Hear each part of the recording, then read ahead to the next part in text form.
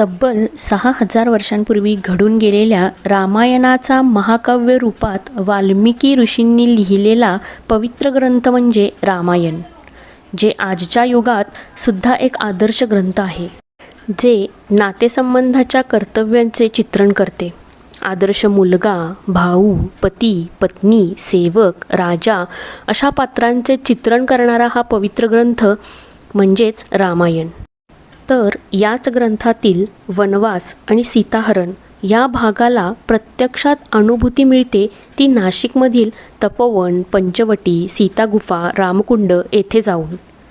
शेजारीच गंगा गोदावरीचे मंदिर आहे, जिथे दर 12 वर्षांनी सिंहस्थ कुंभमेळा पार पडतो.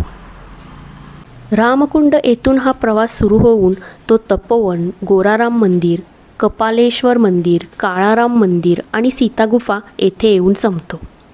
तर या भागात आपण रामकुंड हा परिसर पाहत आहोत. रामकुंड हे स्थान एक पवित्र ठिकाण असून गोदावरी नदीच्या पात्रात स्थित आहे. हिंदू धर्मानुसार येथे डुबकी मारल्याने किंवा स्नान केल्याने पापमुक्ती प्राप्त होते. रामाने आपल्या पित्याचे जे काही पिंडदान आहे ते इथेच केले होते, अशी मान्यता आहे.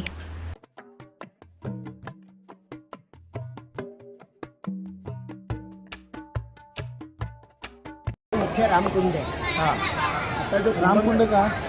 रामाने इथे आपल्या वडिलांचं पिंडदान दिलेलं आहे. बर. आणि माणूस जो मरतो हां. त्याला जाळल्यानंतर जी अस्थी आहे हे लोकांनी अस्थी सोडली. बरोबर. 3.5 तासात अस्थीचं पाणी होतं. बर. आपण त्र्यंबकला जाऊन आले का? 30 किलोमीटर आहे. या हां. गोदावरीचा उगम तिथे आहे. बर. 12 ज्योतिर्लिंग आहे ना, हां. 10 नंबरचं तिथे आहे. बर. प्रत्येक याच्यावर लिंग असतो, तिथं खड्डा आहे. बरोबर. त्या खड्ड्यामध्ये 3 मूर्ती आहेत. त्र्यंबकेश्वर, हा 2 टेंड्या मारुती 11 फीट. हां. ती 5 भांडी बघा. कुंभमेळा 4 ठिकाणी लागतो. बर. हरिद्वार, प्रयाग, उज्जैन, नाशिक 5व्या ठिकाणी कुंभमेळा लागत नाही, पुष्करमध्ये. बर. ही सगळे रामाची मंत्र आहेत. बर.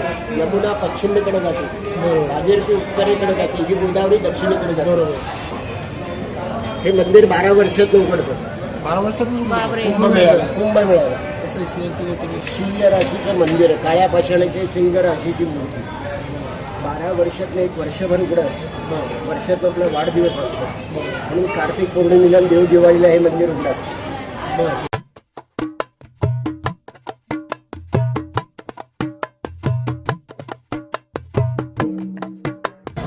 वरुणा गोदावरी त्रिवेणी संगम हे मुख्य रामकुंड आहे. तिथं पाणी प्या, हातपाय धुवा, गंगेचं दर्शन.